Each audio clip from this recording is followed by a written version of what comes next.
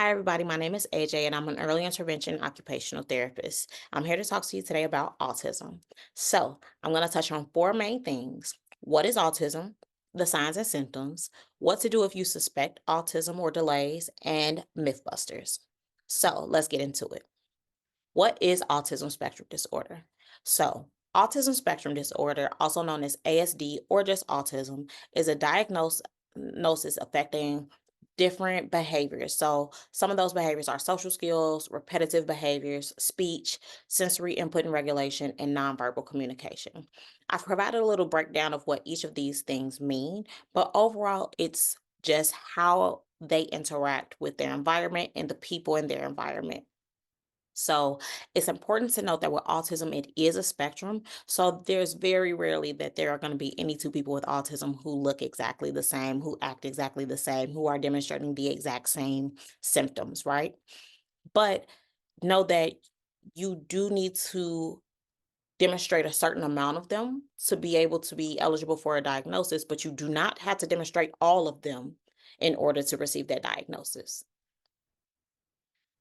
So, signs and symptoms. Some of the signs and symptoms that you want to look for surrounding the repetitive behaviors are the spinning in circles, humming randomly, lining objects up, rigidity in play. So, what that means is that if you give a kid some blocks, for example, and you have them stack the blocks, if you try to get them to maybe build a house, they won't build a house. They're only going to stack it up into a tower like you showed them the first time. So, that's rigidity in play. You want to look for excessive categorization. So, am I always trying to have things in a certain order? Do I need these things to be this way in order for me to be calm, or am I getting frustrated? You want to look for toe walking, and you want to look for that arm flapping or hand flapping when they're excited or upset. You want to look for lack of age appropriate gestures. So, as children are getting older and they're starting to build these different social skills, you want to see them imitating those behaviors. So, are they doing a high five? Are they blowing kisses back? Are they waving hello and goodbye? When it comes to speech, you want to look into what's going on. Are we babbling at 12 months? Do we have words by 16 months? Is your communication limited? Are you really not verbally communicating with me? Um, or even more so as we're getting older, do I have developmentally appropriate verbal communication? So, for example, if your child is 3 or 4, they should be talking in sentences or at least more complex phrases. But if they're still speaking in 1 and 2 word phrases to communicate, especially when they're communicating their needs, that's something that you might want to look a little bit deeper into. As we're talking about social, I also want to touch on eye contact. So, is your child engaging in eye contact? Is it consistent eye contact? Do they smile or laugh, or do you have to actively like tickle them or something to get them to smile? Do they have a flat overall affect? So are they still facing all the time, or do they smile more often and joke and play? Do they have interest in peers? If their peers are running around and having fun, is your kiddo off to the side by themselves playing more independently? Sensory is also a big thing that you want to look for. So again, talking about that spinning in circles, talking about walking and running on their tiptoes. Do they have a sensitivity to noise, like regular day-to-day noises, like the vacuum or a blender, things like that? Are they covering their ears? Are they running away? Are they sensitive to textures? Are they putting random things in their mouth? At a certain age, we should be over oral exploration. So are they still putting everything in their mouths?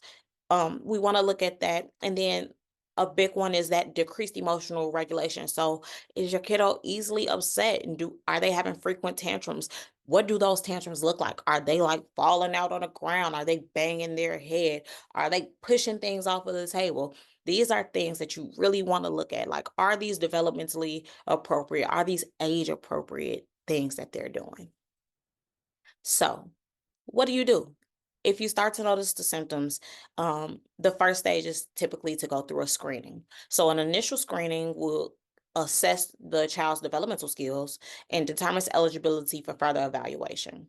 So, these are usually done at your child's well child checkups when they go to see their doctor, or teachers and professionals may do them. I know that a very common one that is used are the ASQs. So, if you have concerns, talk to your teachers, talk to your doctors. That's step one.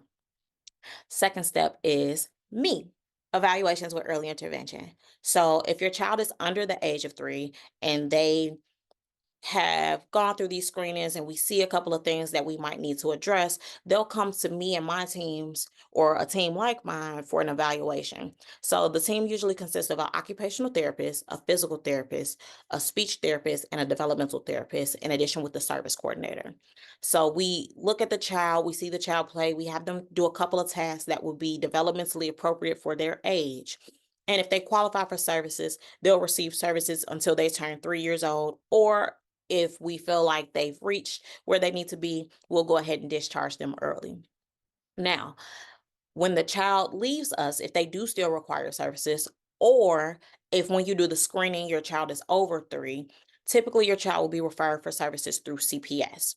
So for children 3 and older, parents can have their children evaluated by a team of therapists through CPS. And if the children qualify, they typically attend like a half day service for the 3 and 4 year olds, where they'll get those therapy services while they're in the classroom, but they'll also still be in school. So they'll still be learning those typical skills. They'll be learning the routine of being in a classroom.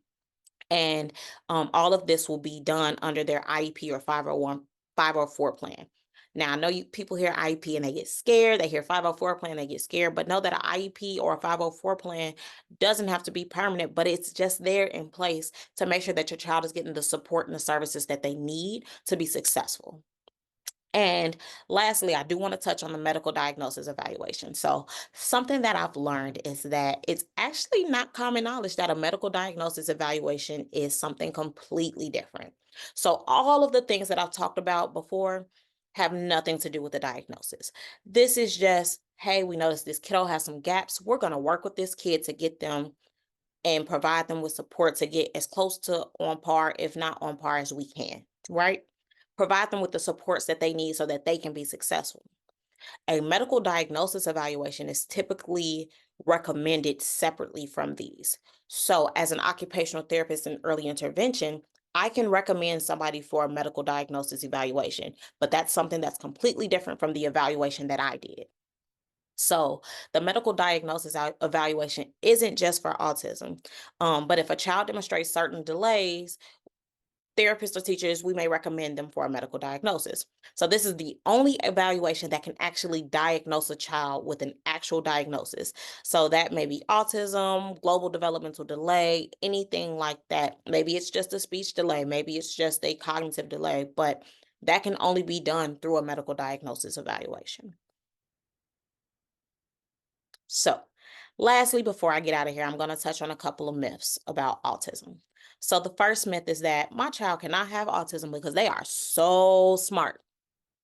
That's a myth. So, many children with autism actually have very high IQs. Autism primarily affects social and sensory aspects, but it does not affect cognition.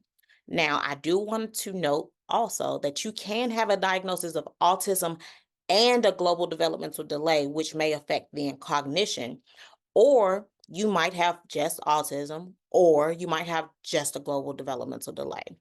They are two completely different diagnoses, and though they can coexist, they also do not have to coexist. They can be very separate.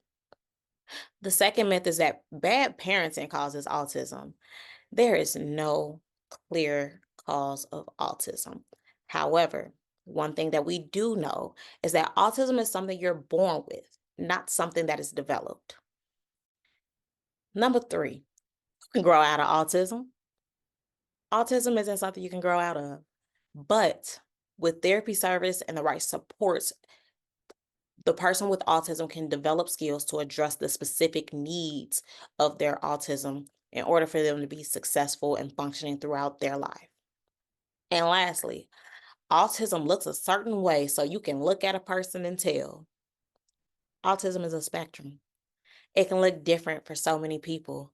No two people with autism will ever be the same. So you cannot look at a person and tell that they have autism.